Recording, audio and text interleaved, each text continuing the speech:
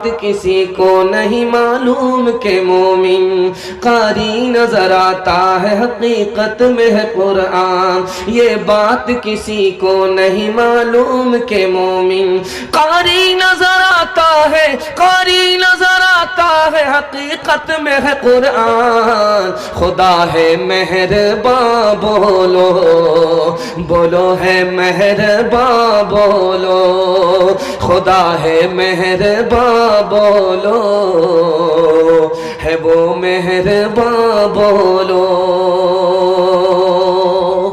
جلسہ ختم ہونے کے قریب آ گیا. دعا سے پہلے تھوڑی دیر کے لیے آپ لوگ بیٹھے ہیں. آپ کو مبارکبادی اس بات پر دیتا ہوں کہ جلسہ 11 بجے تک ختم ہو جاتا ہے، ٹوٹ جاتا ہے، بکھر جاتا ہے، لیکن اللہ کا شکر ہے کہ آپ بیٹھ کر کے بھی اسی طرح سن رہے ہیں، کھڑے ہو کر کے بھی اسی طرح سن رہے ہیں.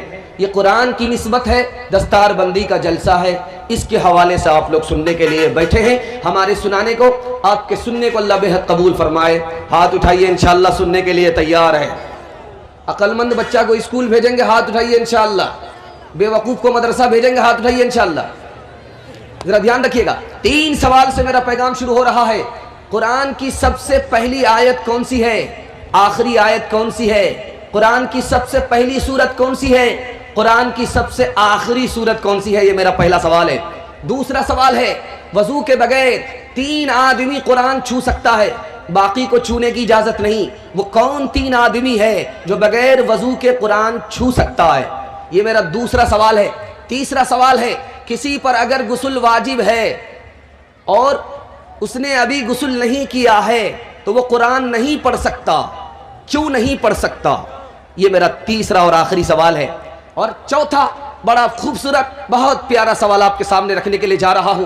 آپ کو نیند نہیں آ رہی ہے، نیند آپ کی آنکھ سے اڑ گئی ہے، وہ نیند واپس کیسے آئے گی؟ گولی سے نہیں، وہ قرآن سے آئے گی. قرآن کی کون سی سورت ہے جس کو آپ پڑھیں گے تو میٹھی نیند آ جائے گی؟ یہ میرا آخری سوال ہے. انشاءاللہ قرآن پر عمل ہوگا، ہاتھ اٹھائیے انشاءاللہ. بڑھاپے میں ہوگا، ہاتھ اٹھائیے انشاءاللہ. ذرا دھیان رکھیے گا، 3 سوال ہیں اور پیغام میرا شروع ہو رہا ہے.